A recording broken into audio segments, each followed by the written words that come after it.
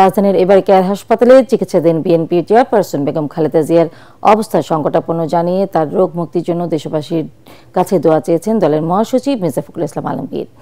জুম্মার নামাজের পরে নয়াপল্টনে কেন্দ্রীয় কার্যালয়ে দোয়া মাহফিল শেষে তিনি কথা বলেন। এর আগে জাতীয় প্রেস ক্লাবে বাংলাদেশ ফেডারেল সাংবাদিক ইউনিয়ন BFU's-এর দ্বিবার্ষিক সম্মেলনে মির্জা ফখরুল অভিযোগ করেন, দেশ যখন নির্বাচনের মাধ্যমে গণতন্ত্রে ফেরার অপেক্ষায়, তখন অপপ্রচারের মাধ্যমে গণতান্ত্রিক যাত্রাকে বাধাগ্রস্ত করার চেষ্টা চলছে। কামরুজ্জামান রাজীবের রিপোর্ট। ফুসফুসে ইনফেকশন নিয়ে গত 24 নভেম্বর রাজধানীর এভার কেয়ার হাসপাতালে ভর্তি হন বিএনপি চেয়ারপারসন বেগম খালেদা জিয়া। বৃহস্পতিবার শারীরিক অবস্থার অবনতি হওয়ায় তাকে সিসিইউতে নেওয়া হয়। সেখানে বিশেষজ্ঞ চিকিৎসকদের নিবিড় পর্যবেক্ষণে আছেন তিনি। সব মশার বিরুদ্ধে সুরক্ষা দিতে এলো বসুন্ধরা এক্সট্রিম অ্যারোসল, মশার বিরুদ্ধে এক্সট্রিম সুরক্ষা। দলীয় প্রধানের আরোগ্য কামনায় নয়াপল্টন কেন্দ্রীয় কার্যালয়ের সামনে বাদ জুমা আয়োজিত দোয়া মাহফিলে অংশ নেন বিএনপির সর্বস্তরের নেতাকর্মী। বেগম জিয়া সুস্থ হয়ে যেন মানুষের কল্যাণে কাজ করতে পারেন, দেশবাসীর কাছে সে দোয়া চান বিএনপি মহাসচিব। ডাক্তাররা বলেছেন যে তার অবস্থা, শারীরিক অবস্থা অত্যন্ত সংকটময়। আল্লাহ যেন তাকে সম্পূর্ণ সুস্থ করে দেন, সুস্থ অবস্থায় আবার জনগণের মাঝে ফিরে এসে তাকে দেশের মানুষের কাজ করার সুযোগ করে দেন। এর আগে বাংলাদেশ ফেডারেল সাংবাদিক ইউনিয়ন BFU's-এর একাংশের দ্বিবার্ষিক সম্মেলনের উদ্বোধনী অধিবেশনে যোগ দেন বিএনপি মহাসচিব। সেখানে তিনি বলেন, গণতন্ত্রে ভিন্ন মত থাকবে, তবে অন্যের মত প্রকাশের স্বাধীনতাকেও রক্ষা করতে হবে। সাংবাদিকদের উদ্দেশ্যে তিনি বলেন, কোনো রাজনৈতিক দলের লেজুর বৃত্তির মাধ্যমে সমস্যার সমাধান হয় না। যে সময়টার জন্য গোটা জাতি অপেক্ষা করে আছে যে আগামী ফেব্রুয়ারি মাসে একটি নির্বাচনের মধ্য দিয়ে একটা গণতান্ত্রিক ব্যবস্থায় আমরা ফিরে যেতে সক্ষম। আমরা সবাই এটা চাই। যে একই সঙ্গে আমাদের মনে রাখতে হবে যে আমরা গণতন্ত্রে ফিরে যেতে চাইলে অপরের যে মত প্রকাশের স্বাধীনতা, সেটাকে আমাদের একই সঙ্গে মূল্য দিতে হবে। একটা নৈরাজ্য সৃষ্টি করবার চেষ্টা চলছে, মব ভায়োলেন্স তৈরি করা হচ্ছে, মানুষের বিরুদ্ধে মিথ্যা প্রচারণা করা হচ্ছে, যা নিঃসন্দেহে আমাদের গণতান্ত্রিক যে যাত্রা, সেই যাত্রাতে কিন্তু আমরা বাধাগ্রস্ত হচ্ছি। এতে জামায়াতে ইসলামীর সেক্রেটারি জেনারেল মিয়া গোলাম পরোয়ার বলেন, সংকট সমাধানে সব বেড়াজাল ছিন্ন করে জাতীয় ঐক্যের পথে হাঁটতে হবে। মতভিন্নতা থাকলেও জাতীয় স্বার্থে সবাইকে একমত হতে হবে। পলিটিক্যাল পার্টির মধ্যে একটা চিন্তার ঐক্য প্রয়োজন, যে আমরা ক্ষমতায় গেলেও আমরা ভিন্ন মতের প্রতি দমন করব না। জাতীয় ঐক্যে সকলের গণতান্ত্রিক সুযোগ দিয়ে এই দেশ গঠনের সকলের সমান অবদানের যে অধিকার আছে সাংবিধানিক, সেটাকে আমরা অক্ষুণ্ণ রাখবো। কামরুজ্জামান রাজীব, ATN বাংলা, ঢাকা। এদিকে বিএনপি চেয়ারপারসন বেগম খালেদা জিয়ার দ্রুত আরোগ্য কামনা করে সারা দেশে দোয়া মাহফিল অনুষ্ঠিত হয়েছে। এ সময় তার রোগ মুক্তি চেয়ে বিশেষ দোয়া করা হয়। এতে বিএনপির কেন্দ্রীয় নেতারাও উপস্থিত ছিলেন। প্রতিনিধিদের পাঠানো তথ্য ছবিতে আরো জানাচ্ছেন জাহিদুল আলম। বিএনপি চেয়ারপারসন বেগম খালেদা জিয়ার দ্রুত আরোগ্য কামনা করে দেশের বিভিন্ন স্থানে দোয়া মাহফিল অনুষ্ঠিত হয়েছে। বগুড়ায় বাদজুম্মা স্টেশন রোডের বায়তুর রহমান সেন্ট্রাল মসজিদে দোয়া মাহফিলে বিএনপি চেয়ারপারসনের উপদেষ্টা অ্যাডভোকেট AKM মাহবুবুর রহমান, সাবেক সংসদ সদস্য হিলালুজ্জামান তালুকদার লালু, জেলা বিএনপির সভাপতি রেজাউল করিম বাদশাহ ও সাবেক সভাপতি VP সাইফুল ইসলাম অন্যান্যের মধ্যে উপস্থিত ছিলেন।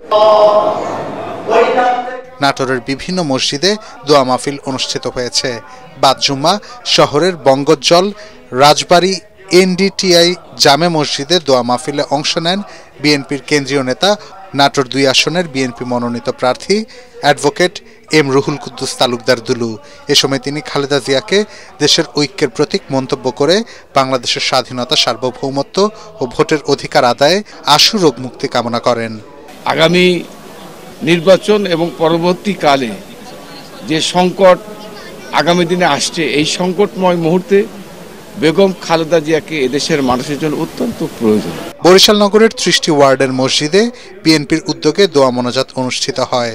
মুসলিম গোরস্থান রোড জামে মসজিদের দোয়া মোনাজাত অনুষ্ঠানে বরিশাল 5 আসনের বিএনপি মনোনীত সংসদ সদস্য প্রার্থী ও দলের চেয়ারপারসনের উপদেষ্টা অ্যাডভোকেট মুজিবুর রহমান সারওয়ার সহ অন্যান্য নেতারা অংশ নেন। মুন্সিগঞ্জের শ্রীনগর বাজার এলাকায় বিএনপির ৩১ দফা লিফলেট বিতরণ করেন বিএনপির স্বেচ্ছাসেবক বিষয়ক সম্পাদক মীর শরফত আলী সপু। পরে বাদ জুম্মা বিএনপি চেয়ারপারসন বেগম খালেদা জিয়ার রোগমুক্তি ও দীর্ঘায়ু কামনায় বিশেষ দোয়া ও মোনাজাত করা হয়।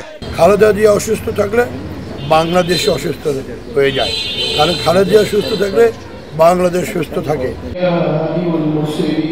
সাভারের আমিনবাজার কেন্দ্রীয় জামে মসজিদে দোয়া মাহফিলে বিএনপি চেয়ারপারসনের উপদেষ্টা আমানুল্লাহ আমান সহ স্থানীয় নেতাকর্মীরা অংশ নেন। এ সময় বেগম খালেদা জিয়ার রোগমুক্তি কামনা করে বিশেষ দোয়া করা হয়। সকলেই অন্তর থেকে দোয়া করব আল্লাহ পাক। মাদারীপুরের শিবচরে দোয়া ও মিলাদ মাহফিল অনুষ্ঠিত হয়েছে। বাদ জুম্মা মাদারীপুর ১ আসনের সাবেক সংসদ সদস্য ত্রয়োদশ সংসদ নির্বাচনে বিএনপির মনোনয়ন প্রত্যাশী নাভিলা চৌধুরী আয়োজিত অনুষ্ঠানে সর্বস্তরের নেতাকর্মীরা অংশ নেন। Bureau report, ATN Bangla. রাজনৈতিক দলগুলোর পারস্পরিক মান অভিমানে জাতির যেন কোনো ক্ষতি না হয় সে বিষয়ে সবাইকে খেয়াল রাখার আহ্বান জানিয়েছেন জামায়াতে ইসলামীর আমির ডক্টর শফিকুর রহমান। জনপ্রত্যাশা পূরণে সব রাজনৈতিক দলকে ঐক্যবদ্ধভাবে কাজ করার আহ্বান জানান তিনি। শুক্রবার সন্ধ্যায় তৃতীয়বারের মতো জামায়াতের আমির হিসেবে শপথ গ্রহণ শেষে ডক্টর শফিকুর রহমান এসব কথা বলেন। খায়রুল ইসলামের রিপোর্ট। অস্ত্রসিক্ত ডাক্তার শফিকুর রহমান, চোখের এই পানি দায়িত্বের। তৃতীয়বারের মতো বাংলাদেশ জামায়াত ইসলামীর আমির হিসেবে শপথ নিলেন তিনি। মগবাজারের আলফালা মিলনায়তনে শুক্রবার সন্ধ্যায় আমিরে জামায়াতের শপথ অনুষ্ঠানে উপস্থিত হন সারা দেশ থেকে আসা দলের মজলিসে শুরা সদস্য ও বিভিন্ন রাজনৈতিক দলের প্রতিনিধিরা। জামায়াতের অভ্যন্তরীণ নির্বাচন পরিচালনার প্রধান ও সহকারী সেক্রেটারি এটিএম মাসুম জানান, ১,১৬,০০০ ভোটের মধ্যে সর্বোচ্চ ভোট পেয়ে আবারও আমির নির্বাচিত হয়েছেন ডাক্তার শফিকুর রহমান। শপথ গ্রহণ শেষে সব রাজনৈতিক দলকে আগামী ফেব্রুয়ারিতে সুষ্ঠু নির্বাচনের জন্য ভোটারদের প্রতি শ্রদ্ধাশীল হওয়ার আহ্বান জানান জামায়াতের আমির। বহুদিনের পিপাসার্থ এদেশের জনগণকে, ভোটারকে আল্লাহ তাআলা তার বিশেষ ব্যবস্থাপনায় সীমাহীন দয়া করে একটা সুষ্ঠু নির্বাচনের জন্য ব্যবস্থা করে দেন।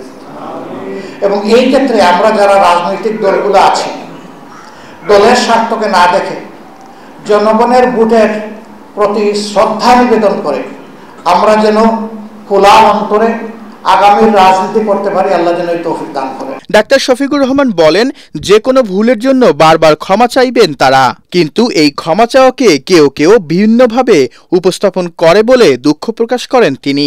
কোনো রাজনৈতিক বিভাজন আর মেজরিটি এবং মাইনরিটির কোনো সংঘাত আমরা আর দেখতে চাই না।